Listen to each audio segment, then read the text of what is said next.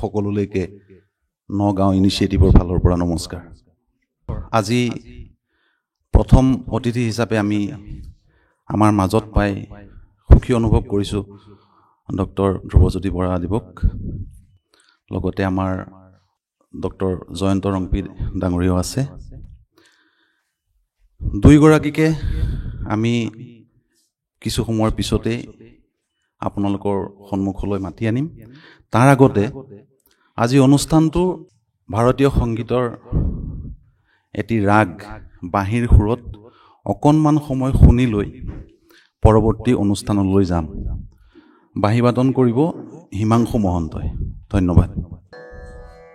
আজি মই পৰিৱেশন কৰিব ওলাইছোঁ ৰাগ হংসধ্বনি, তাল আধ্যা তাল।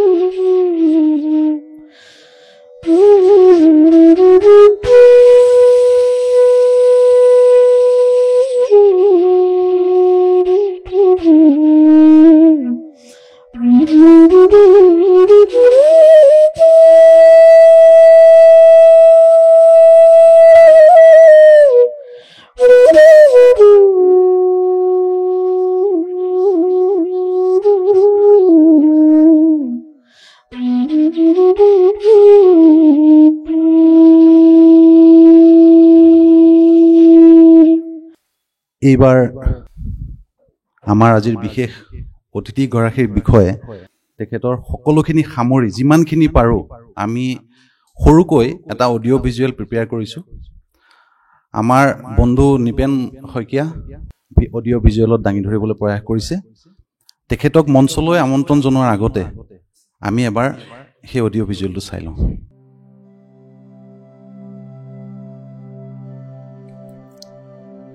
নমস্কাৰ। 1955 চনৰ 27 নৱেম্বৰ তাৰিখে শ্বিলঙত জন্মগ্ৰহণ কৰা ডক্টৰ ধ্ৰুৱজ্যোতি বৰাই পিতৃৰ চাকৰি সূত্ৰে আয়াৰলেণ্ডৰ পৰা প্ৰাথমিক শিক্ষা লাভ কৰে। পৰৱৰ্তী সময়ত যোৰহাট চৰকাৰী বালক বিদ্যালয়ৰ পৰা হাইস্কুল শিক্ষান্ত পৰীক্ষাত অসমৰ ভিতৰতে প্ৰথম স্থান লাভ কৰি অসম চিকিৎসা মহাবিদ্যালয়ত নামভৰ্তি কৰে। চাকৰি জীৱনত তেখেতে গুৱাহাটী চিকিৎসা মহাবিদ্যালয়ৰ অধ্যাপক, যোৰহাট চিকিৎসা মহাবিদ্যালয়ৰ অধ্যক্ষ, স্বাস্থ্য শিক্ষা সঞ্চালকালয়ৰ সঞ্চালক হিচাপে কাৰ্যনিৰ্বাহ কৰি বৰপেটা চিকিৎসা মহাবিদ্যালয়ৰ অধ্যক্ষ হিচাপে অৱসৰ গ্ৰহণ কৰে। বৰ্তমান তেখেতে শ্ৰীমন্ত শংকৰদেৱ স্বাস্থ্য বিজ্ঞান বিশ্ববিদ্যালয়ৰ উপাচাৰ্যৰূপে কাৰ্যনিৰ্বাহ কৰি আছে। বৃত্তিত চিকিৎসক ঔপন্যাসিক ডক্টৰ ধ্ৰুৱজ্যোতি বৰাৰ আঁৰত ইতিহাসৰ গৱেষক এজনো লুকাই থকা যেন অনুভৱ হয়। তেখেতৰ যি অনুসন্ধিৎসু চৰিত্ৰ, সেই চৰিত্ৰ গঢ়লোৱাৰ ক্ষেত্ৰত আৰু উপন্যাসৰ ঘটনাক্ৰমৰ আৱেগিক গতিটোৱে নিয়ন্ত্ৰিত হৈ কাব্যিক গাঁথনি লাভ কৰাৰ ক্ষেত্ৰত তেখেতে বৃত্তিত চিকিৎসক হোৱা কথাটোৰ প্ৰভাৱ তেনেই উপেক্ষা কৰিব পৰা বিধৰ নহয়। সেইদৰে তেখেতৰ উপন্যাসসমূহত আঞ্চলিক জীৱনটোত দেখা দিয়া সমস্যা আৰু ইয়াৰ ফলত জাতীয় জীৱনটোত প্ৰতিফলিত হোৱা প্ৰসংগসমূহে মূল বিষয় হিচাপে ধৰা দিয়াৰ ক্ষেত্ৰত তেখেতৰ তীক্ষ্ণ ইতিহাস চেতনাই যে প্ৰেৰণাদায়ক ভূমিকা গ্ৰহণ কৰে সেই কথাও অনুভৱ কৰিব পাৰি। এইখিনিতে ধ্ৰুৱজ্যোতি বৰাৰ বহুধা বিভক্ত লেখক পৰিচয়ৰ কথা মনত পেলাব পাৰি। তেখেত বিশ্ববিদ্যালয়ৰ ইতিহাসৰ ছাত্ৰ নহয়, কিন্তু সাম্প্ৰতিক সময়ৰ ইতিহাস চৰ্চাক এটা পৰ্যায়ত ধৰি ৰখাসকলৰ ভিতৰত তেখেতৰ নাম প্ৰথম শাৰীতে মনলৈ আহে। দীৰ্ঘদিন ধৰি অসমৰ প্ৰতিটো সমস্যাতেই মাত মাতি অহা এইজন ব্যক্তি অসমৰ পাঠকৰ বাবে সুপৰিচিত ফৰাচী বিপ্লৱ, ৰুছ মহাবিপ্লৱৰ দৰে গ্ৰন্থ আৰু লোহা কালান্তৰৰ গদ্য অৰ্থৰ দৰে উপন্যাসৰ ৰচয়িতা হিচাপে। কিন্তু এইজন ব্যক্তিয়েই মোৰ সুৰীয়া মাতৰ দৰে ভাষা বিষয়ক গ্ৰন্থ, জাতীয় প্ৰশ্ন আৰু আত্মনিয়ন্ত্ৰণৰ দৰে বহু চৰ্চিত এটা বিষয়ৰ ওপৰত প্ৰথমখন যুক্তিনিষ্ঠ গ্ৰন্থ, মোৱামৰীয়া বিদ্ৰোহৰ ওপৰত একমাত্ৰ গ্ৰহণযোগ্য বুৰঞ্জী আৰু উত্তৰ আধুনিকতাবাদৰ ওপৰত অসমীয়া ভাষাত প্ৰথমটো বিশদ আলোচনা আগবঢ়াইছিল। অভিজ্ঞতা আৰু জীৱন স্পৃহাৰে মেটমৰা এইজন লেখকৰ উপন্যাসৰ সমৃদ্ধি প্ৰতিফলিত হয় বাস্তৱ প্ৰেক্ষাপট আৰু গভীৰ জীৱনবোধৰ সংলগ্নতাত, মানৱীয় প্ৰমূল্যৰ সংঘাতত আৰু তথ্যভিত্তিক অথচ অনুভূতিসম্পন্ন বৰ্ণনা ভংগীত। অসমীয়া সাহিত্যৰ অন্যতম শ্ৰেষ্ঠ কথাকাৰ ডক্টৰ ধ্ৰুৱজ্যোতি বৰাৰ 3খন অনবদ্য উপন্যাস হৈছে কালান্তাৰৰ গদ্য, তেজৰ এন্ধাৰ আৰু অৰ্থ। কালান্তাৰ ট্ৰিলজিৰ এই উপন্যাস কেইখনৰ সৈতে শেহতীয়াকৈ সংযোজন কৰা হৈছে টোপনিত খোজকঢ়া মানুহৰ সপোন। এই কালান্তৰ কোৱাট্ৰেটৰ প্ৰতিখন উপন্যাসৰ কাহিনী ভিন্ন যদিও আটাইকেইখন উপন্যাসৰে বিষয়বস্তু অসমৰ সশস্ত্ৰ বিপ্লৱ, ৰাজনীতি আৰু ইয়াৰ দ্বাৰা পিষ্ট ক্লিষ্ট আৰু স্বপ্নাবিষ্ট মানুহৰ কাহিনী। তেখেতৰ আন এখন গুৰুত্বপূৰ্ণ উপন্যাস কথা ৰত্নাকৰত বৰ্ণবাদী সমাজৰ অৱদমনৰ প্ৰতিফলন ঘটিছে আৰু এই অৱদমনৰ বিৰুদ্ধে অৱদমিত সম্প্ৰদায় এটাৰ সংগ্ৰাম আৰু উত্তৰণৰ মহিমামণ্ডিত ৰূপ ফুটাই তোলা হৈছে। কথা ৰত্নাকৰ বৰ্ণবাদী সমাজৰ বিৰুদ্ধে এক সবল প্ৰতিবাদ।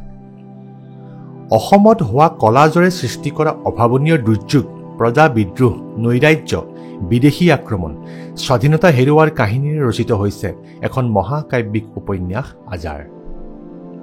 বিভিন্ন স্থান আৰু কাল, নানান বৈচিত্ৰ্যময় চৰিত্ৰ, অভাৱনীয় পৰিস্থিতি, সুগভীৰ অভিজ্ঞতা আৰু বোধেৰে সংপৃক্ত এক অনবদ্য কথকতা হ'ল এই উপন্যাস। অথচ একে সময়তে সৰস, হাস্যমধুৰ কিন্তু চিৰিয়াছ এই লেখা। অসমক আৰু আধুনিকতাৰ কাহিলী পোৱাৰ অসমীয়া মানুহক বোধ কৰোঁ কোনেও এনেদৰে আগতে চোৱা নাই। প্ৰসংগক্ৰমেই আমাৰ আজিৰ এই অনুষ্ঠানত নগাঁও ইনিচিয়েটিভৰ প্ৰথম প্ৰয়াস ডাক্তৰ ধ্ৰুৱজ্যোতি বৰাৰ সৈতে অন্তৰংগ আলাপৰ অৱতাৰণা। এই ক্ষেত্ৰত আপোনালোকৰ অংশগ্ৰহণে আমাক উৎসাহিত কৰিলে।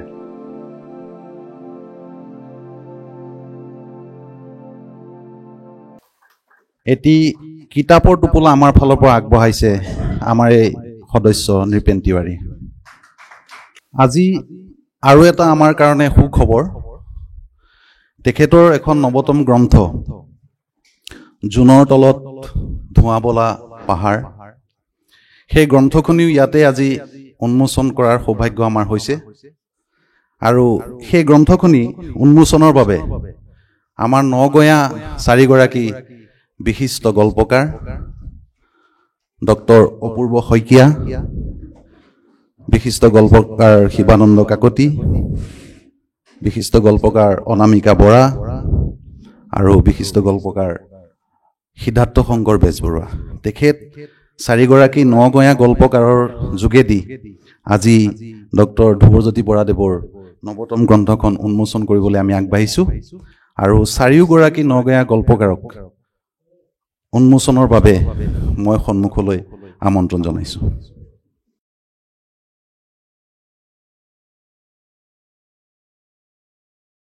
নগাঁও ইনিচিয়েটিভৰ প্ৰথমটো প্ৰয়াসৰ দ্বিতীয়জন অতিথি ডক্টৰ জয়ন্ত ৰংপি ডাঙৰীয়াক আমি আমন্ত্ৰণ জনাম।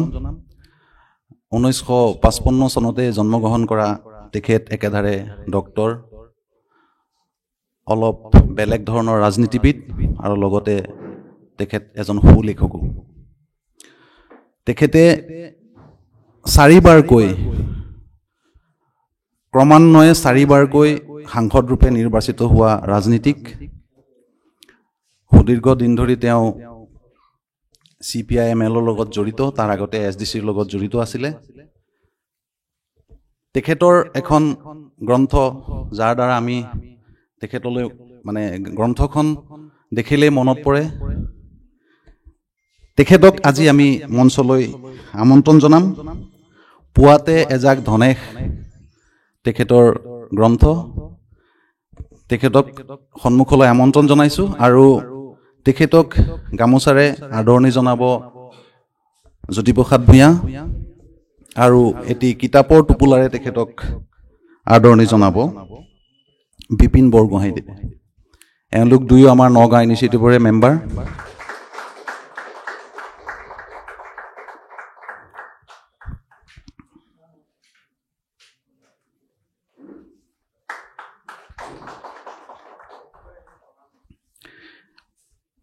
আদৰণি অনুষ্ঠানৰ পিছতে এবাৰ পোনে পোনে আমি আমাৰ অতিথিদ্বয়ৰ অনুভৱলৈ আগবাঢ়িম।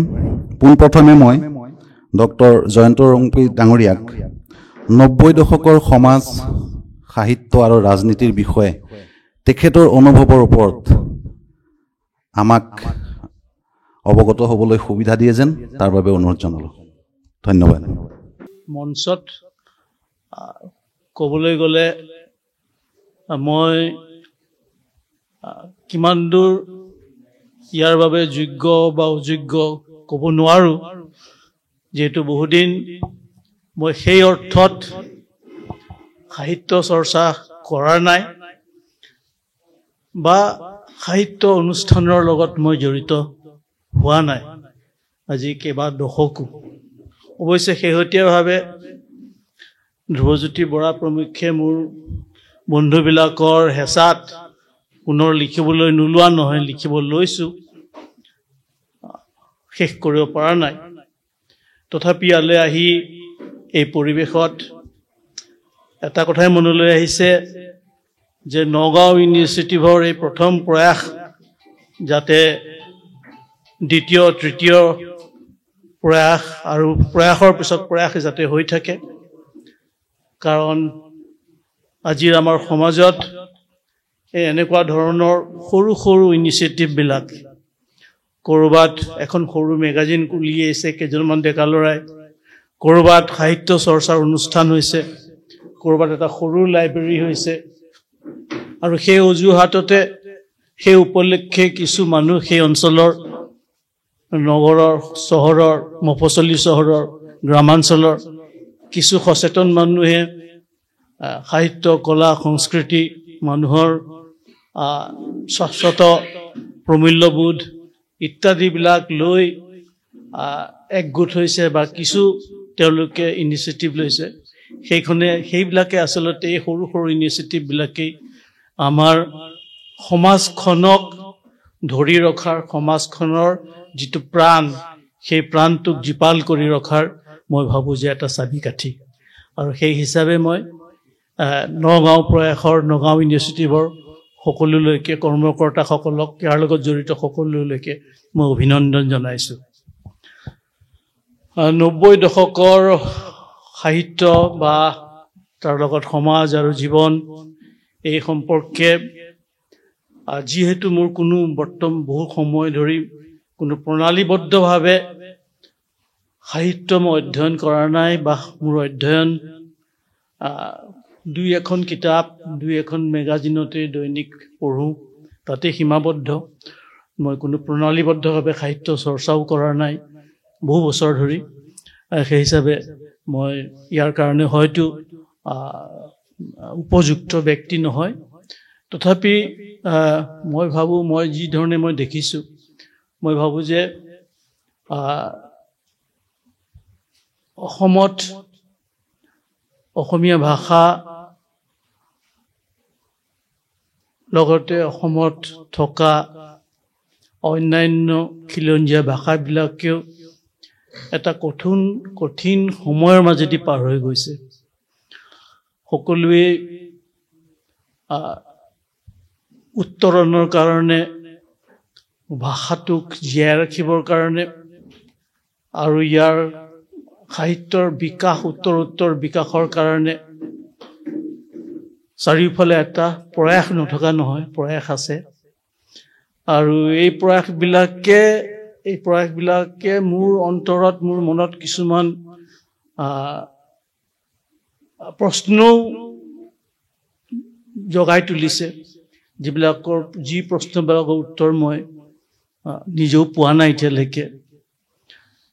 সাহিত্য সম্পৰ্কে যেনে আজিকালি মই প্ৰায় বাতৰি কাকতবিলাকত দেখোঁ যে সোণোৱাল সাহিত্য সভা, নাথযোগী সাহিত্য সভা, ৰাজবংশী সাহিত্য সভা, এটা জনগোষ্ঠীয়, যিবিলাক জনগোষ্ঠীয়ে আজি বহু শতিকাৰ আগতেই এটা এছিমিলেশ্যনৰ প্ৰচেছত অসমীয়া ভাষাৰ এটা মাজত জিন গৈছে, সেইসকলৰ মাজত সেইবিলাকত এতিয়া মোৰ কাৰণে প্ৰশ্ন মই সুধিম বুলি ভাবি পেলাই সোধা নাছিলোঁ, মানে পাহৰি গৈছোঁ, নহ'লে মই অথনি ধ্ৰুৱজ্যোতিক সুধিলোহেঁতেন যে একচুৱেলি নাথযোগী, সেইদিনা পেপাৰত দেখিলোঁ নাথযোগী সাহিত্য সভা, নাথযোগী সাহিত্য সভা, নাথ ভাষা নে কি ধৰণৰ সাহিত্য সভা ঠিক একেধৰণে সোণোৱাল সাহিত্য সভা আছে ঠেঙাল কছাৰী সাহিত্য সভা আছে বিভিন্ন ধৰণৰ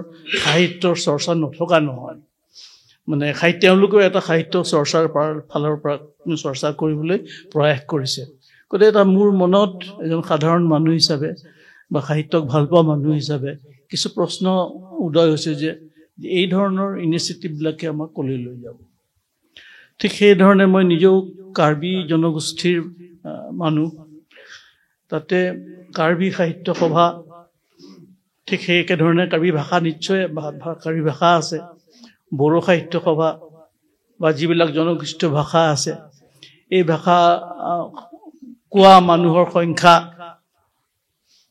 ক'ৰবাত হয়তো 5 লাখ ক'ৰবাত হয়তো 40,000 ভাষাটো আছে কিন্তু ডিমাছাসকলৰ 1 লাখতকৈ প্ৰায় 1 লাখৰ ওচৰা-ওচৰি যে এই জনগোষ্ঠীয় ভাষা যিবিলাকৰ সাহিত্য নিশ্চয় এই সাহিত্যবিলাকৰ বিকাশ কিমান দূৰলৈকে হ'ব পাৰে এই সাহিত্যবিলাকৰ এখন মেগাজিন এখন কিতাপ 3 লাখ জনসংখ্যা যিটো জনসংখ্যাৰ আছে তাৰ এজন গল্পকাৰে সেই ভাষাত কাৰ্বি ভাষাত লিখি বা ডিমাছা ভাষাত গল্প লিখি সি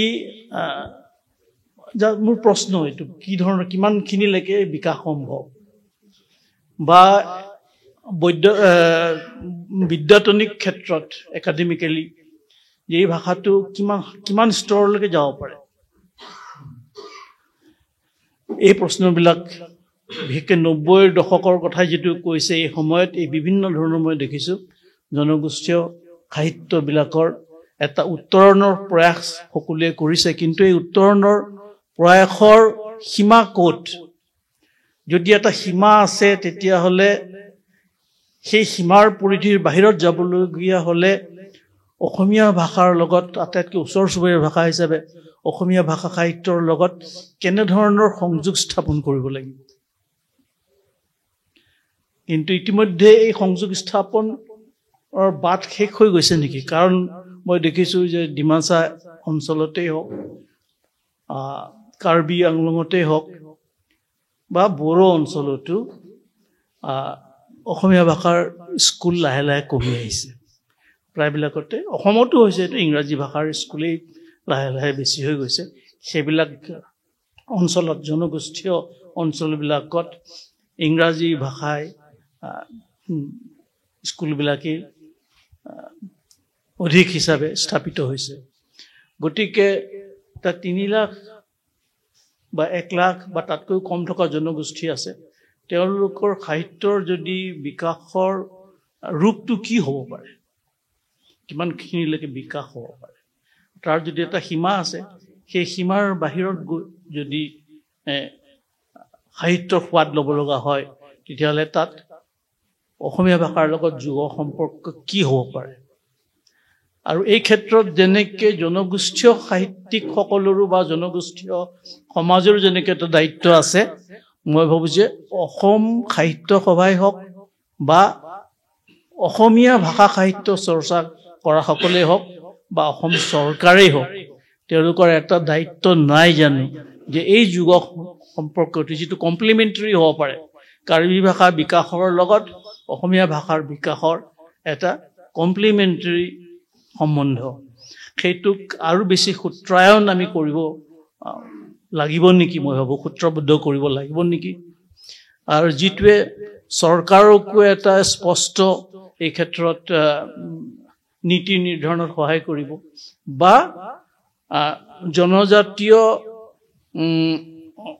ভাষা সম্বন্ধীয় দাবীবিলাকক মূল অসমীয়া ভৈয়ামৰ মানুহসকলে এতিয়া এটা বিশেষ লেন্সেৰে নেচাব বা ঠিক তেনেকৈ জনগোষ্ঠীয় লোকসকলেও অসমীয়া ভাষা সাহিত্যৰ উত্তৰণক এটা আগ্ৰাসী বুলি ভাবিবলৈ নল'ব তেনেকুৱা ধৰণৰ এটা কমপ্লিমেণ্টাৰী পৰিপূৰক হিচাপে আমি কিছু ব্যৱস্থা কৰিব পাৰোঁ নেকি মই ভাবোঁ যে সাহিত্য চৰ্চা কৰাৰ লগতে আমাৰ আহিবলগীয়া সময়ছোৱাত আমাৰ কাৰণে অসমৰ কাৰণে উত্তৰ পূৰ্বাঞ্চলৰ কাৰণে এইটো এটা প্ৰত্যাহ্বান সাহিত্যৰ ক্ষেত্ৰতে হওক, সাহিত্য সভাৰ ক্ষেত্ৰতে হওক বা আমাৰ সামাজিক ক্ষেত্ৰতেই হওক। আজিৰ পৰা 30 বছৰৰ পাছত অৰুণাচলৰ পৰা 30 বছৰ মই নকওঁ, ইয়েছে দৰ্জে থংচিৰ পাছত অৰুণাচলৰ পৰা আৰু ইয়েছে দৰ্জে থংচি অসমীয়া ভাষাত লিখা ওলাব নেকি? অৰুণাচলত গোটেই যদি অসম হিন্দী ভাষা হয়, ইংৰাজী ভাষা হয়, কাৰ্বি আংলঙৰ পৰা অনাগত দিনত ৰংবং তেৰং ওলাব নেকি? তাৰ বাট বন্ধ হৈ গৈছে নেকি?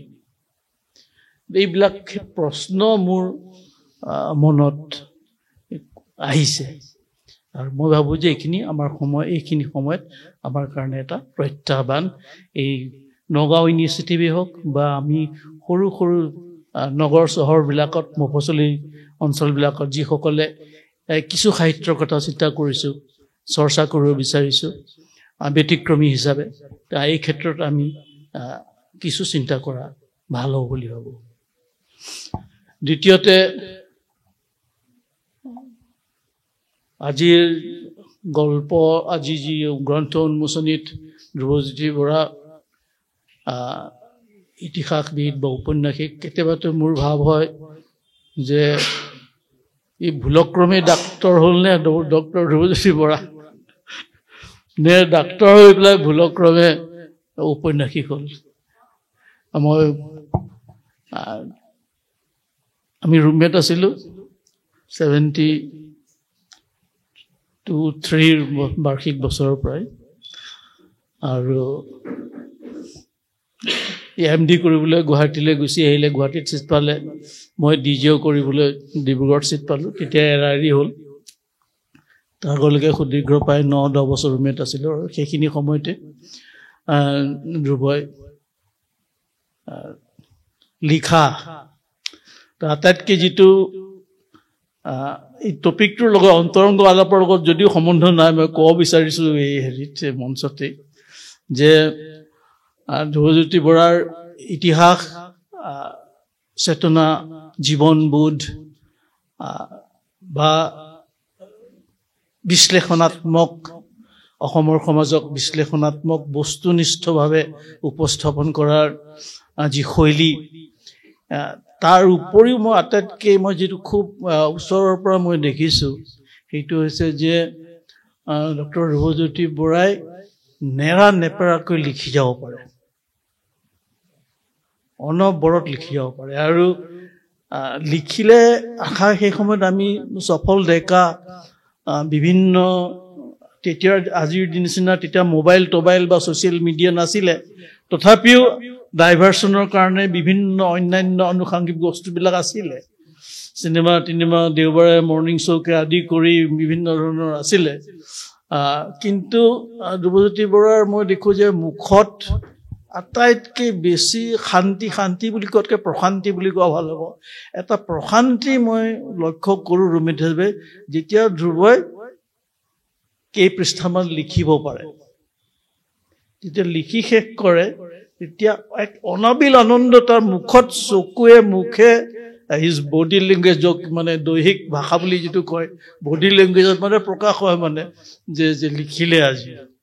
গতিকে আমি এনেই MBBSৰ পাঠ্যক্ৰম খুব জটিল আৰু খুব কষ্টসাধ্য, সাংঘাতিক পঢ়িব লাগে, তাৰ মাজতো ধ্ৰুৱই যি ধৰণে তেতিয়াই আৰম্ভ কৰিছিলে, ফৰাচী বিপ্লৱকে আদি কৰি কিতাপবিলাক লিখা আৰম্ভ কৰিছিলে, অনবৰত লিখিয়ে থাকে, পঢ়াৰ মাজতো অনবৰত অকণমান সময় পালেই লিখে। গতিকে সেইটো এটা বৰ ডাঙৰ গুণ, আৰু সেইটোৱে মই দেখিছোঁ যে মানে ধ্ৰুৱজ্যোতি বৰাই জীৱনত যিখিনি অভিজ্ঞতা পাইছে বা জীৱনবোধ যিটো আপোনালোকে কৈছে, বা অসমৰ সমাজক বিশ্লেষণাত্মকভাৱে উপস্থাপন কৰা যি সেইটো তেওঁ অকল মনত থাকিলে নহ'ব, তাক এটা লিখিত ৰূপত নিব লাগিব, আৰু সেইটো তেওঁ মানে একাদিক্ৰমে এখনৰ পিছত এখনকৈ তেওঁ উপন্যাস যি লিখি উলিয়াইছে। মই ভাবোঁ যে এইটো তেওঁৰ আটাইতকৈ ডাঙৰ গুণ। এটা ইমান কষ্টসাধ্য, প্ৰণালীবদ্ধভাৱে কষ্টসাধ্যভাৱে লিখি যোৱাটো, আৰু কেৱল মানে লিখাৰ কাৰণে লিখা নহয়, এটা অন্তৰৰ পৰা লিখা, এটা গভীৰ প্ৰশান্তিৰ কাৰণে, কাৰণে যিটো লিখিছে, সেইটো এটা মই ভাবোঁ যে তেওঁৰ এটা আটাইতকৈ ডাঙৰ গুণ। আৰু ভৱিষ্যতৰ প্ৰজন্মই নিশ্চয় বিশ্লেষণ কৰিব, কিন্তু মইতো নিশ্চয় বায়াছ হ'ম, যিটো মোৰ ৰুমমেট সদায় একেলগে আছোঁ। কিন্তু মই ভাবোঁ যে অসমৰ ইতিহাসক, অসমৰ বুৰঞ্জীক বস্তুনিষ্ঠভাৱে নতুনকৈ চোৱা ক্ষেত্ৰত ধ্ৰুৱজ্যোতি বৰা বাটকটীয়া। আৰু তেওঁৰ যি বহল, খুব বিস্তৃত অভিজ্ঞতা, এই বিস্তৃত অভিজ্ঞতাই এই ক্ষেত্ৰত তেওঁৰ সহায়ক হৈছে। ধ্ৰুৱজ্যোতি বৰা এজন খুব চিৰিয়াছ পঢ়ুৱৈ, বিভিন্ন কিতাপ, দেশ বিদেশৰ কিতাপ পঢ়ে, যিটো তেওঁৰ অভিজ্ঞতা পুষ্ট হৈছে। তাৰ লগতে মই ভাবোঁ যে সেইটো মোৰ একদম একান্ত ব্যক্তিগত মোৰ ধাৰণা, ধ্ৰুৱজ্যোতি বৰা বাওঁ আন্দোলনৰ লগতো জড়িত আছিলে, প্ৰেক্টিছ কৰিছিলে। বাওঁ আন্দোলন কেৱল থিয়ৰিটিকেলি নহয়, প্ৰেক্টিছ কৰিছিলে। আৰু এই বাম আন্দোলনৰ মতাদৰ্শই পিছলৈ প্ৰেক্টিছ কৰিব নোৱাৰিলে বা নকৰিলে। তেওঁ সম্পূৰ্ণভাৱে মেডিকেল বিজ্ঞানত বেছি জড়িত হৈ পৰিলে, একাডেমিকেলি প্ৰিন্সিপাল হ'ব লগা হ'লকে আদি কৰি। কিন্তু সেই আন্দোলনৰ যিটো ডেফথ তেওঁক দিলে, আজি তেওঁৰ বিশ্লেষণৰ যিটো গভীৰতা, বিশ্লেষণৰ যিটো বস্তুনিষ্ঠতা, আৰু তাতে মাল্টি ডাইমেনশ্যন, এটা বস্তুক মাল্টি ডাইমেনশ্যনেলি চোৱা, এটা বিষয়ক বিভিন্ন দৃষ্টিভংগীৰে চোৱা, এই গোটেইবিলাকৰ গভীৰতা সেই আন্দোলনৰ জড়িত হোৱা প্ৰত্যক্ষভাৱে তাৰ অভিজ্ঞতাই তেওঁ পুষ্ট কৰিছে। তাৰ উপৰিও তেওঁৰ গোটেই জীৱনত LP স্কুল পঢ়া আৰম্ভ কৰিছে আয়াৰলেণ্ডত, বাহিৰত। তাৰ পৰা আহি পেলাই ইয়াতে ইংৰাজী মিডিয়ামত পঢ়া নাই, অসমীয়া মিডিয়ামত পঢ়িছে। মেডিকেল কলেজত, সেই সময়ত মেডিকেল কলেজৰ আমাৰ পৰিৱেশটো বেলেগ আছিলে। গোটেই অসম নহয়, গোটেই ভাৰতবৰ্ষই নহয়, পৃথিৱীৰ বিভিন্ন জেগাৰ ষ্টুডেণ্ট সেই সময়ত আহিছিলে। আমাৰ এতিয়াও মনত আছে, আমাৰ পেলেষ্টাইনৰ আছিলে এজন, পেলেষ্টাইনৰ তেতিয়া আন্দোলন চলি আছে য়াছাৰ আৰাফাটৰ। তেওঁলোকক ভাৰতবৰ্ষই ছাপোৰ্ট কৰিছিল কাৰণে তেওঁলোকৰ যুদ্ধ বিগ্ৰহত তেওঁলোকৰ পেলেষ্টাইনৰ সৈনিকবিলাক আহত হ'লে, তেওঁলোকৰ ডাক্তৰ নাই, গতিকে ডাক্তৰ পঢ়াবৰ কাৰণে ভাৰত চৰকাৰে তেওঁলোকক এটা ছিট দিছিলে ডিব্ৰুগড়ত। গতিকে এজন সেই পেলেষ্টাইনৰ ল'ৰাও সেই সময়ত আমাৰ লগত একেলগে পঢ়িছিলে। আৰু মনত আছে তেতিয়াও, পেলেষ্টাইনত কিবা এটা হ'লে সি অকলে বেনাৰখন লৈ পেলাই DC অফিচৰ আগত দি পেলাই ধৰ্ণা দিবলৈ যায় পেলেষ্টাইন। গতিকে আমি নপঢ়া সেই সময়ত, আমি মেডিকেলৰ ছাত্ৰ হৈও সেই সময়ত, যিহেতু তেওঁ আমাৰেই লগত সহপাঠী, তেওঁ গৈছে, কেতিয়াবা আমি বেনাৰ ধৰিবলৈ গুচি যাওঁ তেওঁৰ লগত। সি অকলে বেনাৰেই ঠিক কৰিব নে কাপোৰখন ঠিক কৰি বহিব ইত্যাদিবিলাক আমি সহায় কৰিবলৈ যাওঁ, আমি নগ'লেও বিভিন্নজনে যায়। গতিকে পেলেষ্টাইনৰ আন্দোলনৰ লগতো আমি জড়িত হৈ পৰিছিলোঁ সেই সময়ত, মানে জ্ঞানটো, সেই সময়ৰ ইনফৰমেশ্যনবিলাক আফ্ৰিকাৰ পৰা আছিলে, মালয়েছিয়াৰ পৰা আছিলে, ভাৰতবৰ্ষৰ বিভিন্ন প্ৰদেশৰ পৰা আছিলে। আৰু এইবিলাকক খুব চবেই সেই সময়ত আহি দেখিছে, সেই সময়ত ডিব্ৰুগড়ত পঢ়া। কিন্তু ধ্ৰুৱৰ মনটো অতি সংবেদনশীল, চেঞ্চিটিভ আৰু প্ৰখৰ অন্তৰ্দৃষ্টি প্লাছ বহিৰ্দৃষ্টি। প্ৰতিটো ঘটনাক কেমেৰা সদৃশ্য মানে তেওঁৰ মনত থাকি যায় প্ৰত্যেকটো ঘটনাই। আৰু সেই অভিজ্ঞতাবিলাকে মই ভাবোঁ যে ইমান চহকী অভিজ্ঞতা, ইমান বিস্তৃত অভিজ্ঞতা, যি অভিজ্ঞতা পুষ্ট কাৰণেই তেওঁৰ লিখনিবিলাক ইমান সমাদৃত হৈছে। বা মই ভাবোঁ যে আৰু বহুতো সমল তেওঁৰ অন্তৰত এতিয়াও আছে, বিভিন্ন অভিজ্ঞতা আছে, যিবিলাক এতিয়াও লিখিবলৈ বাকী আছে, আৰু হয়তো আহিবলগীয়া দিনবিলাকত এইবিলাক লিখিব। এইখিনি মই আশা কৰিছোঁ। মই বেছি সময় নলওঁ, আপোনালোক সকলোলৈকে ডক্টৰ ধ্ৰুৱজ্যোতি বৰাকো অভিনন্দন জনাইছোঁ আৰু সমজুৱাভাৱে, আৰু আশা কৰিছোঁ তেওঁৰ লিখনি বাকী থকা অন্তৰৰ কথাবিলাক, অভিজ্ঞতাবিলাক আকৌ অসমৰ সমাজলৈ কিতাপ আকাৰে ওলাই আহক আৰু তাৰ কাৰণে মই অভিনন্দন জনাইছোঁ আৰু লগতে নগাঁও ইনিচিয়েটিভৰ সকলো সংগঠকসকলক উদ্যোক্তাসকলক আৰু উপস্থিত সুধীবৃন্দক মোৰ ফালৰ পৰা পুনৰ নমস্কাৰ আৰু কাৰ্ডম জনাই মোৰ বক্তব্য ইয়াতে সমাপ্ত কৰিছোঁ। সকলোলৈকে প্ৰথমেই মোৰ আন্তৰিক কৃতজ্ঞতা আৰু শুভকামনা জনাইছোঁ।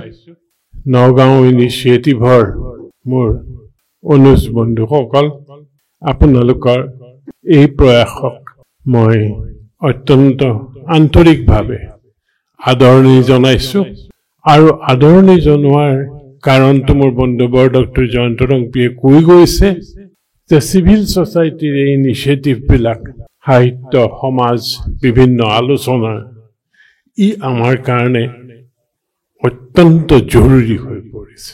আজি যি এটা প্ৰসংগ উত্থাপন হৈছিলে মোৰ বন্ধুবৰ ডক্টৰ জয়ন্ত ৰংপিৰ ভাষণত যে এই বিভিন্ন জনগোষ্ঠীবিলাকৰ বিভিন্ন সম্প্ৰদায়বিলাকৰ সাহিত্য সভা বা সাহিত্যৰ নিজৰ নিজৰ এটা নৃগোষ্ঠীগত বা জনগোষ্ঠীগত সাহিত্য সভা কৰাৰ যি প্ৰৱণতা ই আমাক কলৈ লৈ যাব আৰু কলৈ আমাক কি ইয়াৰ ভৱিষ্যত হ'ব। প্ৰথম কথা চাওক যে অসমৰ নিচিনা বৰ্ণাঢ্য এথনিকেলি নৃগোষ্ঠীগতভাৱে সম্প্ৰদায়গতভাৱে ইমান বৰ্ণাঢ্য অঞ্চল পৃথিৱীতেই বহুত কম আছে বা ইমান জটিল আৰু বৈচিত্ৰ্যময় অঞ্চলো খুব কম আছে। এনেকুৱা এটা ক্ষেত্ৰত আমি ভাষাৰ প্ৰশ্নটো কি হিচাপে ব্যৱহৃত হৈছে, অসমীয়া ভাষাৰ প্ৰতিষ্ঠা সংগ্ৰামৰ মাজেৰে আপোনালোকে সকলোৱে অনুভৱ কৰে যে অসমীয়া জাতি গঠনৰ এটা প্ৰয়াস চলিছিল আৰু অসমীয়া পৰিচয় ৰক্ষাৰ এটা প্ৰয়াস চলিছিল। তেনেকে আমাৰ বড়োসকলৰ ক্ষেত্ৰতো একেটা প্ৰক্ৰিয়াৰে আমি পুনৰাবৃত্তি দেখা পাওঁ যে বড়োসকলেও ভাষাটোক লৈ ভাষাটোক আধাৰ কৰি জাতি গঠন আৰু ৰাজনৈতিক এক স্পেচ বা স্থান প্ৰতিষ্ঠা কৰাৰ প্ৰয়াস তেওঁলোকে কৰিছে আৰু বহু দূৰ এই ক্ষেত্ৰত সফল কাম হৈছে। আমাৰ সমাজখনত এনে কিছুমান জনগোষ্ঠী আছে যিসকলৰ ভাষা আজি আছে, তেনেকুৱাই নহওক যি অৱস্থাতেই নহওক, যিমানেই জনসংখ্যা নহওক, সেই ভাষা জীৱন্ত অৱস্থাত আছে। এতিয়া গোটেই পৃথিৱী জুৰি সকলোৱে কয় যে য'ত ভাষাটো জীৱন্ত অৱস্থাত আছে তাক জীয়াই ৰাখিব লাগিব এটা সংস্কৃতিক জীয়াই ৰাখিবৰ কাৰণে, এটা পৰিচয়ক জীয়াই ৰাখিবৰ কাৰণে। আৰু বহু জনগোষ্ঠী আছে যাৰ ভাষা হেৰাই গ'ল। কাৰ্বিসকলৰ মাজত বা অন্য আমাৰ কিছু জনগোষ্ঠীৰ মাজত এনেকুৱা এটা আছে যে জনগোষ্ঠীটো অতীজত ভাষা আছিলে, সেই ভাষাটো এখন পহুৰ ছালত তাৰ এলফাবেট বা তাৰ বৰ্ণমালা লিখি থোৱাও আছিলে, কিন্তু এবাৰ এনেকুৱা আকাল হ'ল যাৰ হাতত আছিলে সেই পহুৰ ছালখন সিজাই খাই পেলালে, গতিকে ভাষাটো নাইকিয়া হ'ল। এইটো পৃথিৱীত মই দেখিলো ঢেৰ জনগোষ্ঠীৰ মাজত একেটাই বিশ্বাস, একেটাই কাহিনী যে পহুৰ ছালত বা জন্তুৰ ছালত লিখি থোৱা ছালখন আকালৰ সময়ত সিজাই খাই পেলালে ভাষাটো শেষ হৈ গ'ল। এটা ৰূপক ধৰ্মী কাহিনী পৃথিৱীত কিজানি হাজাৰটা জনগোষ্ঠীৰ মাজত প্ৰচলিত হৈ আছে। আৰু আটাইতকৈ ডাঙৰ কথা যে যিসকলৰ ভাষা নাই, হেৰাই গ'ল, সেইসকলৰ তেওঁলোকে কিহেৰে নিজৰ আত্মপ্ৰকাশ কৰিব? সাহিত্য কথা মই বাদ দিছো, দৈনন্দিন কাম কাজৰ পৰা আৰম্ভ কৰি ৰাজনীতিলৈ কি ভাষাত কৰিব? মিচিং জনগোষ্ঠীৰ ৰাজনীতি জনতে ভালকে জানে কি ভাষাত হৈছে? অসমীয়াত হৈছে। কাৰ্বি আংলঙৰ 70% ৰাজনীতি অসমীয়া ভাষাত হৈছে, 30% শেহতীয়াকে কাৰ্বি ভাষাত হ'বলৈ ধৰিছে। মই যিটো প্ৰক্ৰিয়াৰ কথা ক'ব খুজিছো যে যিবিলাকৰ ভাষা হেৰাই গৈছে সেই ভাষাবিলাকে এটা সাধাৰণ যিটো প্ৰচলিত ভাষা সেই ভাষাটোকে গ্ৰহণ কৰে সাহিত্য বাদ দিছো ৰাজনীতি বা জীৱনৰ কাৰণে আৰু এটা কথা চাওক এতিয়া ক্ৰমে ক্ৰমে এইটো ইংৰাজীলৈ পৰিৱৰ্তন হৈছে তাৰ কাৰণ হ'ল যে প্ৰত্যেকটো জনগোষ্ঠীত ইংৰাজী ভাষাৰ প্ৰতি বা ইংৰাজী মাধ্যমৰ প্ৰতি ইংৰাজী ব্যৱহাৰৰ প্ৰতি বেছি বেছিকৈ মানুহৰ প্ৰৱণতা বাঢ়ি আহিছে এনেকুৱা ভাষা গোষ্ঠীবিলাকে বহুত লিখক আছে তেওঁলোকে হয়তো অসমীয়াত লিখিছে কোনোবাই হয়তো ইংৰাজীতো লিখিবলৈ আৰম্ভ কৰিছে কিন্তু তেওঁলোকে এটা সুকীয়া পৰিচয়ৰ কাৰণে যাৰ অভ্যন্তৰত এটা গোষ্ঠীগত ৰাজনৈতিক চেতনা সদায় বিৰাজমান যেনেকৈ বিভিন্ন অনুষ্ঠান গঢ়ি তোলে যুৱ ছাত্ৰৰ সংগঠন নাৰী সংগঠন মহিলাৰ সংগঠন তেনেকৈ এটা সাহিত্যৰ সংগঠনো গঢ়ি তুলিবলৈ লৈছে মই ভাবো এইটো এটা ইনইভিটেবল প্ৰক্ৰিয়া এতিয়া আমি জয়ন্ত কোৱাৰ নিচিনা কেনেকে সকলোবিলাকৰ সমন্বয় সাধন কৰিম কথাটো খুব জটিল সহজ নহয় সেইটোৰ ওপৰতে আমাৰ ভৱিষ্যত নিৰ্ভৰশীল আৰু এটা কথা মই ক'ব খুজিছো যে সাহিত্যিকে সৃষ্টি কৰে অপূৰ্ব সুন্দৰ সুন্দৰ গল্প লেখে সিদ্ধাৰ্থই গল্প লেখে মই কিবা কিবি লেখো এইবিলাক আমাৰ ব্যক্তিগত প্ৰচেষ্টাৰ ফল সাহিত্য সৃষ্টি হ'ব যদি ভাষাটো থাকে এই ভাষাটোৰ কথাটো হ'ল প্ৰাইমেৰী ভাষাটো হ'ল সম্পূৰ্ণভাৱে এটা ৰাজনৈতিক প্ৰপঞ্চ ৰাজনীতিয়ে নিৰ্ণয় কৰে ভাষাটো কিমান দূৰ চলিব প্ৰাইমেৰী মিডিয়ামত চলিব নচলে মিডল লেভেলত চলিব নচলে হায়াৰ ছেকেণ্ডেৰী লেভেলত চলিব নচলে বিশ্ববিদ্যালয় পৰ্যায়ত চলিব নচলে সেইটো মাধ্যমৰ ক্ষেত্ৰত ব্যৱহাৰিক ক্ষেত্ৰত একেবাৰে হেৰিটো হ'ল চাইনবোৰ্ড কি ভাষাত লিখা হ'ব দোকানৰ চাইনবোৰ্ড মই বাদেই দিছো চৰকাৰী চাইনবোৰ্ড বিলাক দলং চলং ইত্যাদি নামবিলাক কি ভাষাত লিখা হ'ব মাইলৰ খুঁটিত কি ভাষা থাকিব এইবিলাক কিন্তু ৰাজনৈতিক বিষয় গতিকে ভাষাটো প্ৰতিষ্ঠাৰ ক্ষেত্ৰত ৰাজনৈতিক দিশটো মোটেই আওকাণ কৰিব নোৱাৰে আৰু সেইকাৰণে ৰাজনীতিকবিলাকৰ হাতত এৰিও দিব নোৱাৰে কনষ্টেণ্ট প্ৰেছাৰ তেওঁলোকৰ ওপৰত আমি ৰাখিব পাৰিব লাগিব ভাষাটোৰ কাৰণে ভাষাটোৰ স্বাৰ্থত সেই দিশটো প্ৰত্যেকজন সচেতন নাগৰিকে বুজি উঠিব লাগিব আজি মই এইখিনি কথা ওলাল কাৰণে ক'ম মই ক'ম বুলি ভাবিছিলো বেলেগ কথা অলপ সাহিত্যৰ কথা ক'ম বুলি আজিৰ পৃথিৱীত সেইখিনি কথাকে এতিয়া অকমান চমুকে ক'বলৈ আজিৰ পৃথিৱীত আপোনালোকে মন কৰিছে যিসকলে সাহিত্যৰ বিভিন্ন সোঁতৰ বিষয়ে চিন্তা কৰে তেওঁলোকে এটা কথা মন কৰিছে যে সাহিত্যটো এটা সাংঘাতিক পৰিৱৰ্তন আহিছে এতিয়াও উপন্যাস লেখা হৈ আছে সুন্দৰ সুন্দৰ উপন্যাস ওলাইছে তেনেকুৱা উপন্যাসে নোবেল পুৰস্কাৰ পাইছে বুকাৰ পাইছে বিভিন্ন পাইছে আমাৰ ইয়াত একাডেমি পাইছে কিন্তু উপন্যাসৰ এটা চাৰিত্ৰিক পৰিৱৰ্তন ইতিমধ্যে আহি গৈছে মই কোৱা নাই যে সেই চাৰিত্ৰিক পৰিৱৰ্তন পোষ্ট মডাৰ্নিজিম বা তেনেকুৱা ধৰণৰ কথা নহয় একমাত্ৰ আকৌ চুটিগল্প সমগ্ৰ পৃথিৱী জুৰি লেখা হৈছে চুটিগল্পই আটাইতকৈ বেছি চৰ্চিত কবিতাৰ পিছতে চুটিগল্পই হ'ল আটাইতকৈ বেছি গদ্য সাহিত্যৰ ভিতৰত আটাইতকৈ বেছি চৰ্চিত সাহিত্যিক সৃষ্টি পৃথিৱী জুৰি অতি সুন্দৰ চুটিগল্পৰ প্ৰবাহ লেখাৰ প্ৰবাহ চলিছে আমাৰ অসমতো চলি আছে কিন্তু চুটিগল্পৰো পৰিৱৰ্তন হৈছে এতিয়া দুইটা যেন লাহে লাহে মিলি পৰিবলৈ আৰম্ভ কৰিছে ডাঙৰ উপন্যাস থাকিব সৰু চুটিগল্পও থাকিব কিন্তু যিটো যুগ আহিছে মই ভাবিছো শৰ্ট ফিকশ্যন চমু চুটি সাহিত্যৰ শৰ্ট ফিকশ্যনৰ যুগ আহিছে চমু কল্প সাহিত্যৰ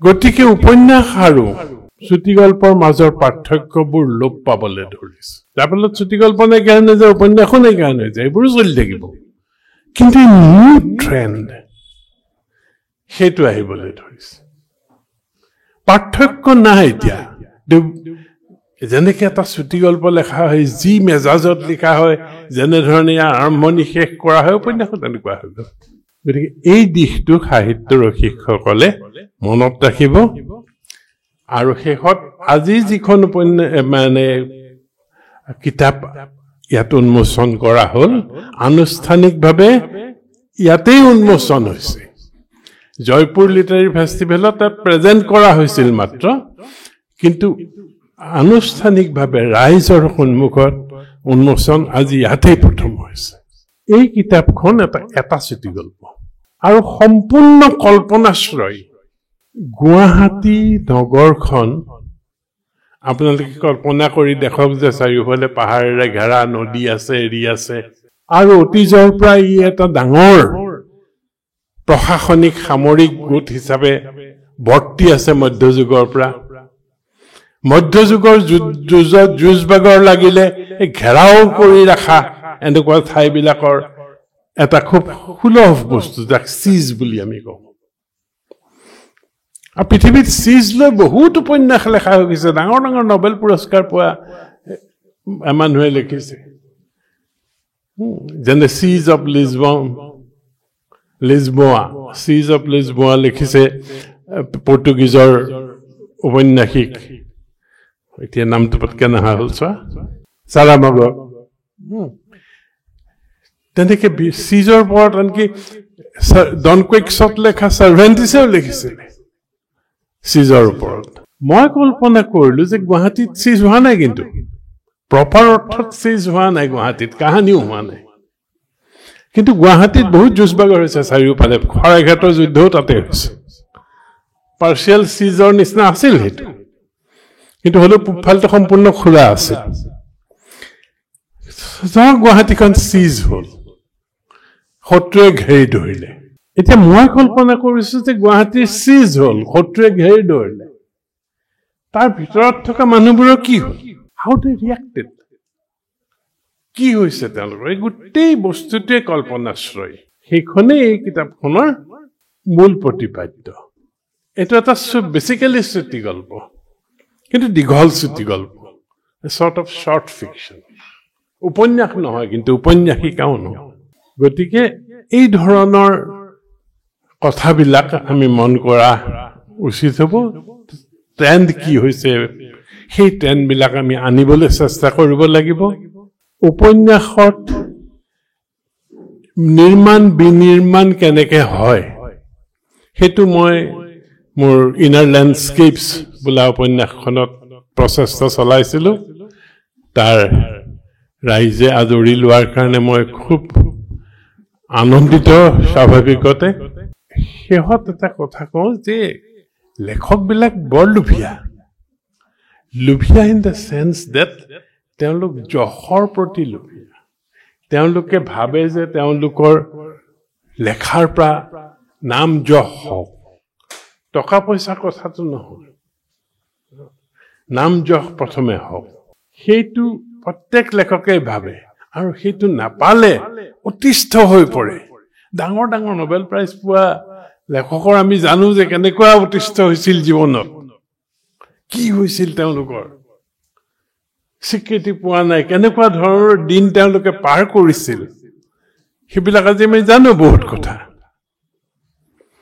আৰু দ্বিতীয় বস্তুটো পোৱাৰ আগতে মই সৰু কাহিনী এটা কওঁ লেখকৰ দ্বিতীয় দুৰ্বলতাটোৰ কাৰণে দ্বিতীয়তে কি বিচাৰে যশটো বিচাৰে এইটো ছবি জানে আৰু সংস্কৃত কাব্য সাহিত্যত এটা লাইনো আছে বৰ ভাল নহয় যে মন্দ কবি যশপ্ৰাৰ্থী যে যিসকল মন্দ কবি মানে ভাল কবি নহয় তেওঁলোকেহে বেছি যশ বিচাৰে এইটো কাহিনী মই ক'ব খুজিছো আমাৰ গুৰুচৰিত্ৰৰ পৰা মাধৱদেৱে জীৱনৰ প্ৰায় শেষ বয়সত বদলা পদ্ম আতাক তেওঁ গাৰ বদল কৰি উজনিলে ধৰ্মাচাৰ্যক হিচাপে মনোনীত কৰি পঠালে দৰং কামৰূপৰ সীমাৰ বৰনদীৰ পৰা শদিয়ালৈকে এই বৃহৎ খণ্ডটো য'ৰ পৰা আচলতে নাৰায়ণতা আহিছিলে নাৰায়ণপুৰ সক্ৰাহীৰ পৰা এই গোটেই অঞ্চলটোৰ কাৰণে পঠালে ধৰ্মাচাৰ্য মনোনীত কৰি আহোঁতে 4জন বাকী প্ৰধান শিষ্যৰ পৰা মন্ত্ৰণাখিনি লৈ আহিবলৈ ক'লে, তেখেতে লৈ আহিলে। শেষত একেবাৰে বিদায়ৰ সময় বদলা পদ্মতাই যেতিয়া প্ৰাৰ্থনা কৰিছে মাধৱদেৱক, প্ৰথমে আহিব মন নাছিল, কিন্তু 3বাৰ কোৱাত তৃতীয়বাৰ তেওঁ কথা নেপেলাই মানি লৈছিল যে যাব তেওঁ। তেতিয়া তেওঁ প্ৰাৰ্থনা কৰিছিল যে মোক ভক্ত বস্তু দিয়ক, গোটেই জীৱন যাতে মই ভক্ত বস্তুক পাওঁ, ভকতক যাতে পাওঁ। আৰু মাধৱদেৱে কৈছিল যে আজিলৈকে কোনেও ভক্ত বস্তু বা ভকতক বিচৰা নাই, তুমি বিচাৰিলা, তুমি পাবা, আৰু তোমাৰ হন্তে বহুতৰ মুক্তি লাভ হ'ব। সেইখিনি গুৰুচৰিত্ৰৰ কথা। এই ভক্ত বস্তুটো কি? পাঠকৰ মানে লেখকৰ কাৰণে সেই ভক্ত বস্তু হ'ল পাঠক। গতিকে পাঠকৰ প্ৰতি লেখক সদায় বৰ আক্ৰোশী, অনবৰত পাঠক লাগে, বেছি বেছি পাঠক লাগে। যশ আৰু পাঠক, সেই পাঠকৰ বস্তুটো বুজাবৰ কাৰণে মই এই কাহিনীটো আপোনালোকৰ আগত ক'লো, যাতে আমাৰ পৰম্পৰাৰ বস্তুটো আপোনালোকে হৃদয়ংগম কৰিব পাৰে। আজি এই সন্ধ্যাবেলাত আপোনালোকৰ আগত থিয় হৈ এইখিনি কথা ক'বলৈ পাই মই খুব আনন্দিত হৈছোঁ। সাহিত্য সভাৰ সভাপতিৰ এখন ইলেকশ্যন হয়, ইলেকশ্যনৰ সময়ত ভোটাভুটি হয়। ময়ো যেতিয়া সাহিত্য সভাৰ সভাপতিৰ ইলেকশ্যনত খেলিছিলোঁ, নগাঁও মৰিগাঁৱত মোৰ মানে হেৰিটো আছিলে, মইতো আধা নগাঁৱৰ, আধা মৰিগাঁৱৰ, গতিকে মোক ভোট দিবা আকৌ। গতিকে সেইটো কাম দিছিলে। যি নহওক, লাইটাৰ ভেইন লঘু সুৰত কৈছো, কিন্তু সঁচাকে মই নিজকে নগাঁৱৰ আধা হলেও নগাঁৱৰ বুলি বিবেচনা কৰোঁ। আৰু সেইকাৰণে শেষৰ উপন্যাসকেইখনত আপোনালোকে দেখিব নগাঁৱৰ পটভূমি প্ৰচুৰ পৰিমাণে মই ডিল কৰিবলৈ চাইছোঁ। যোৰহাট গোলাঘাট এৰি কলং কপিলী, ইনাৰ লেণ্ডস্কেপছত কপিলীৰ পাৰৰ সাধু, পিলগ্ৰিমেজ অৱ দ্য ডংকিজত যাত্ৰাটো বেছিভাগ কপিলীয়েদি যাত্ৰা কৰি যোৱা সময়ৰ কাহিনী। গতিকে এইটো ঘূৰি আহিছে হয়তো, বা I am paying my that's, মই ঋণ পৰিশোধ কৰিছোঁ। কিহৰ? নগঞা মানুহৰ মৰমৰ। সৰুৰ পৰা প্ৰত্যেকটো গৰম বন্ধত ফৌজদাৰী পূজা পতাৰ পৰা আৰম্ভ কৰি, তেতিয়া সৰু ল'ৰা লগে লগে ঘূৰো মামাহঁতৰ লগত, মই দাদাহঁতৰ লগত। সেই সময়ৰ পৰা নগাঁৱে কিন্তু বহুত দিছে, আৰু সেই এই ঋণ পৰিশোধ বুলি মই ক'ব খুজিছোঁ। মোক আজি বক্তৃতা দিবলৈ কৈছিলে, বক্তৃতা দিব পৰা নাই, কাৰণ মোৰ বক্তৃতা দিব লাগিব বুলি ভবাই নাছিল। তেতিয়াহ'লে একাডেমিক বস্তু এটা প্ৰিপেয়াৰ কৰি লৈ আহিলোঁ, এইটো দীঘলীয়া পঢ়ি দিলোঁ, এইটো ইজি হ'ল। অন্তৰৰ পৰা কথা ক'বলৈ বেছি টান। এইখিনিকে কৈ পুনৰ আপোনালোকক সকলোলৈকে মোৰ শ্ৰদ্ধা, মৰম সকলোখিনি জনাই, আন্তৰিকভাৱে জনাই মই মোৰ বক্তব্য সামৰণি মাৰিছোঁ। ধন্যবাদ। প্ৰশ্নটো পিছে কোনে কৰিছে সেইটো নাই, তথাপিও প্ৰশ্নটো হ'ল সমাজ, সাহিত্য, ৰাজনীতি আৰু জীৱনত মূল্যবোধৰ অৱক্ষয় হৈছে বুলি আপুনি ভাবো নেকি?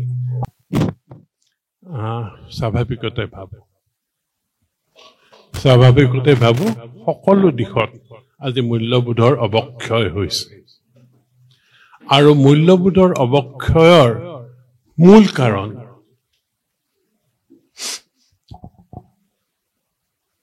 কাৰণটো সদায় হয়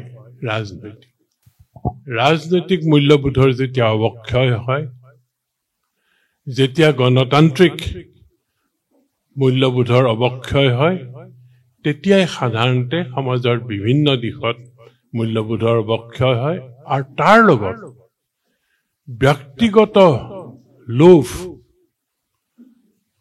এইবিলাকো গভীৰভাৱে জড়িত হৈ থাকে। এই ক্ষেত্ৰত যিটো প্ৰসংগ আমি আগতে তুলিছিলোঁ, এই ভাষাৰ দিশটো আৰু জনজাতীয় স্বায়ত্তশাসনৰ দিশটো, গোষ্ঠীগত স্বায়ত্তশাসনৰ দিশটো আমি কিয় উত্থাপন কৰোঁ? বিশেষকৈ মই কিয় উত্থাপন কৰোঁ? মই উত্থাপন কৰোঁ এই কাৰণেই যে আমাৰ সমাজখনৰ গণতান্ত্ৰিকীকৰণৰ ই এটা বৰ প্ৰয়োজনীয় পদক্ষেপ বুলি মই বিবেচনা কৰোঁ।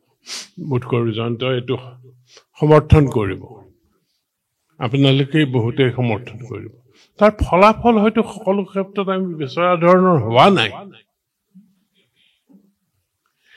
তাৰ কাৰণ দুটা বুলি ভাবোঁ। এটা হ'ল the structure of the system, যি ধৰণৰ নিয়ন্ত্ৰণ আৰু পৰ্যবেক্ষণ থাকিব লাগিছিল চিষ্টেমটোত সেইখিনি ইনবিল্ট নহয় বহু ক্ষেত্ৰত।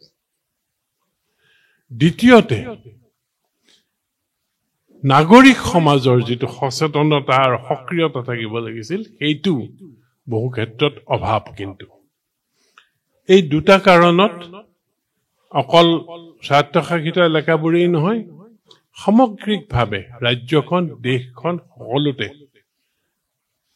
এক অৱক্ষয় আমি দেখিছোঁ, যি অৱক্ষয় বহু ক্ষেত্ৰত কিন্তু ইমান ডাঙৰ শক্তিয়ে কঢ়িয়াই আনিছে, গোলকীকৰণৰ শক্তিয়ে কঢ়িয়াই আনিছে, যি প্ৰতিহত কৰাই খুব টান হৈ পৰিছে। গতিকে এই প্ৰশ্নটোৰ উত্তৰত মই ভাবোঁ ইয়াতকৈ দীঘলীয়াকৈ কোৱা উচিত নহয়। গতিকে আপোনালোকে চিন্তা কৰি চাব। মই দ্বিতীয় প্ৰশ্নটোলৈ গৈছোঁ।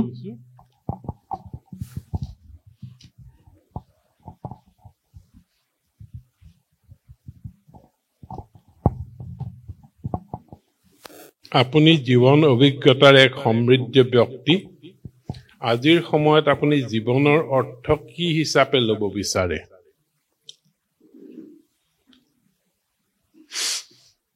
এইটো খুব টান প্ৰশ্ন। স্বাভাৱিকতে জীৱনৰ অৰ্থ মই কেৱল বিচাৰি পাওঁ সৃষ্টিশীলতাৰ মাজত। বিশেষকৈ লিখক হিচাপে মই মোৰ নিজৰ জীৱনৰ কথাই ক'ব পাৰিম, আনৰ জীৱনৰ কথাটো ক'ব নোৱাৰোঁ। কিন্তু এজন লিখক হিচাপে মই ভাবোঁ সৃষ্টিশীলতাৰ মাজত, এজন শিল্পী হিচাপে শিল্পীজনে সৃষ্টিশীলতাৰ মাজত, তেওঁ চিত্ৰশিল্পী, নাট্যশিল্পী, বোলছবি শিল্পী, যিয়েই নহওক কিয়, সেই সৃষ্টিশীলতাৰ মাজতেই জীৱনৰ সাৰ্থকতা উপলব্ধি কৰিব লাগিব। আৰু দ্বিতীয় কথাটো হ'ল আপোনাৰ প্ৰয়াস আৰু সৃষ্টিয়ে কাৰোবাৰ কিবা উপকাৰ কৰিছে নাই সেইটো চোৱাটো আপোনাৰ দায়িত্ব বুলি ভাবোঁ। সেইটো চালে আপুনি অধিক সুখী হ'ব পাৰিব বুলি ভাবোঁ। মই পাৰিছোনে নাই সেইটো মই নিজে ক'ব নোৱাৰোঁ। পাৰিছোঁ বুলিও মোৰ ধাৰণা হোৱা নাই। মোৰ ধাৰণা হয় সদায় যে বহু আধৰুৱা হৈ গ'ল, বহু কৰিবলৈ বাকী আছে। তথাপিও এই দুটাই ভাবিছোঁ মই ক'বলগীয়া বা ক'ব পৰা কথা। আমি জনাত আপোনাৰ পাৰ হৈছিল আয়াৰলেণ্ডত নহয় ইংলেণ্ডৰ সীমাতে। পৰৱৰ্তী সময়ত অসমীয়া মাধ্যমত যোৰহাট চৰকাৰী বালক বিদ্যালয়ৰ পৰা সুখ্যাতিৰে উত্তীৰ্ণ হৈছিল। শিক্ষাৰ ক্ষেত্ৰত বা জাতীয় সাহিত্য বিকাশৰ ক্ষেত্ৰত মাতৃভাষাৰ শিক্ষাৰ প্ৰয়োজনীয়তা কিমান বুলি ভাবে?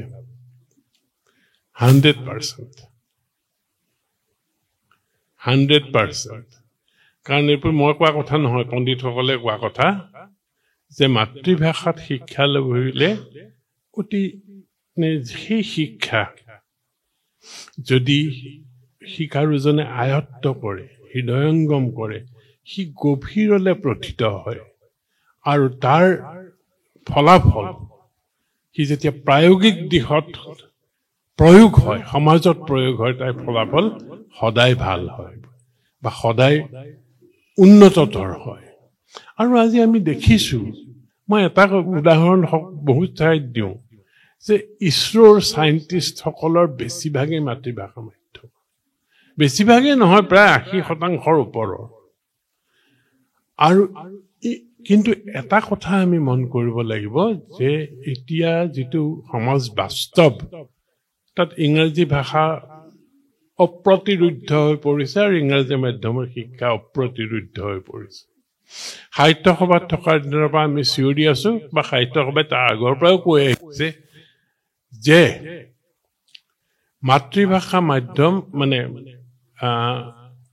অসমত অসমীয়া ভাষা, বাংলাত বাংলা ভাষা, আমাৰ জনগোষ্ঠীয় এলেকাবিলাকত সেই ভাষাত শিক্ষা ক্ৰমান্বয়ে সকলোৰে বাবে বাধ্যতামূলক হ'ব লাগিব। আৰু তাৰ মাজতে হয়তো বিশেষকৈ অসম আৰু অসমীয়া ভাষাৰ সন্দৰ্ভত বহুদূৰ বড়ো ভাষাৰ সন্দৰ্ভতো এই দুটাই মেজৰ ভাষা বুলি কৈছোঁ অসমৰ, এই দুই কথা সমানে সঁচা।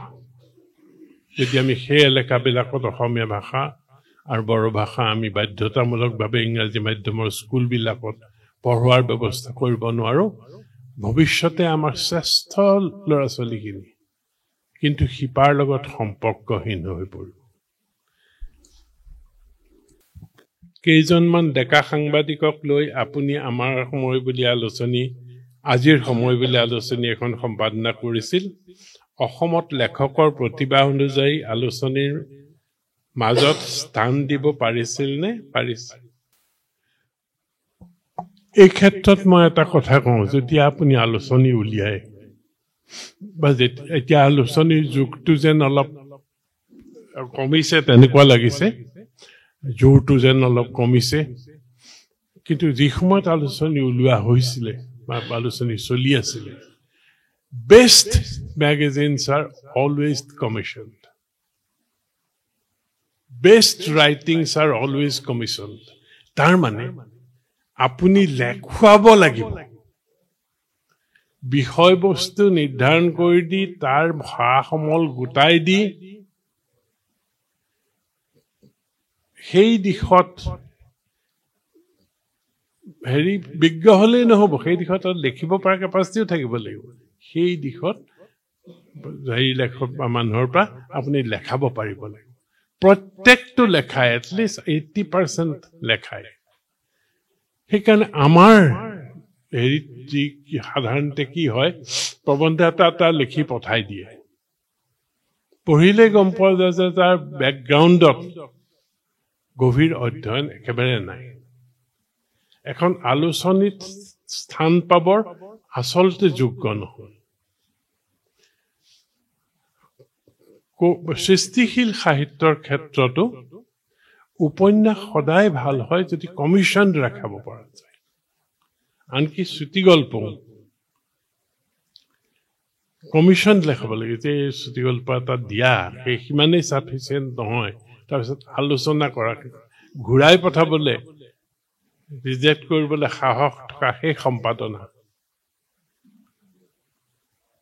তেতিয়াহে এনেই ধৰক আনকমিশ্যন লেখা পাব্লিছ কৰি ভাল আলোচনী কেতিয়াও চলাব নোৱাৰে। ধন্যবাদ ছাৰ। হয়, আমি 4টা প্ৰশ্নতে আজিৰ মুখামুখি প্ৰশ্ন অনুষ্ঠান শেষ কৰিছোঁ আৰু এতিয়া বন্ধু অৰুণদম বৰকটকীক আজিৰ শলাগৰ শৰাই দিবলৈ আমন্ত্ৰণ জনাইছোঁ। ধন্যবাদ। শ্ৰদ্ধাৰ ডক্টৰ ধ্ৰুৱজ্যোতি বৰা, শ্ৰদ্ধাৰ ডক্টৰ জয়ন্ত ৰংপি, প্ৰমুখ ব্যক্তিসকল, আচলতে ইতিমধ্যে কৈছে আমি 1992-91 চনৰ 10জনমান ল'ৰা লগ হওঁতে আমি ভাবিছিলোঁ আকৌ কিবা এটা কৰোঁ। আজি এসপ্তাহমান 10 দিনমান আগতে লগ হয় তাৰে প্ৰচেষ্টা এইটো। আৰু আমি সেইদিনাখন কথা পাতিছিলোঁ, আমি যেতিয়া ছাত্ৰ হিচাপে আছিলোঁ, তেতিয়া ছাত্ৰ নেতা হিচাপে আমাৰ কাৰণে হিৰ' আছিল এজ ইউজুৱেল প্ৰফুল্ল মহন্ত, ভৃগু ফুকন, উপেন ব্ৰহ্ম, জয়ন্ত ৰংপি, ৰণোজ পেগু, আৰু বুদ্ধিজীৱী হিচাপে অমলেন্দু গুহ আৰু হীৰেণ গোহাঁইৰ পিছত যিটো নাম আমাৰ সদায় সন্মুখত আছিল, তেখেত আছিল ডক্টৰ ধ্ৰুৱজ্যোতি বৰা। গতিকে 90 অতীতক ৰোমন্থন কৰি আমি ডক্টৰ ধ্ৰুৱজ্যোতি বৰা আৰু ডক্টৰ জয়ন্ত ৰংপিক ইয়ালৈ নিমন্ত্ৰণ কৰিছোঁ। আৰু প্ৰথমতেই মই শৰাই আগবঢ়াইছোঁ তেখেতসকললৈ আমাৰ আমন্ত্ৰণ গ্ৰহণ কৰি উপস্থিত হ'ল। আৰু শলাগৰ শৰাই আগবঢ়াইছোঁ আপোনালোক সকলোলৈ। আমি হয়তো মন গ'লেই 3-4 মাহ মূৰে মূৰে এনেকুৱা এটা অনুষ্ঠান কৰি থাকিম। আপোনালোকৰ উপস্থিতি আমাক উৎসাহিত কৰিব। সকলোকে ধন্যবাদ জনাইছোঁ আৰু এতিয়া অনুৰোধ কৰিছোঁ আমাৰ সভা শেষ যিহেতু হৈছে, আপোনালোকে একাপ চাহ গ্ৰহণ কৰি যাতে ঘৰলৈ যায়। ধন্যবাদ।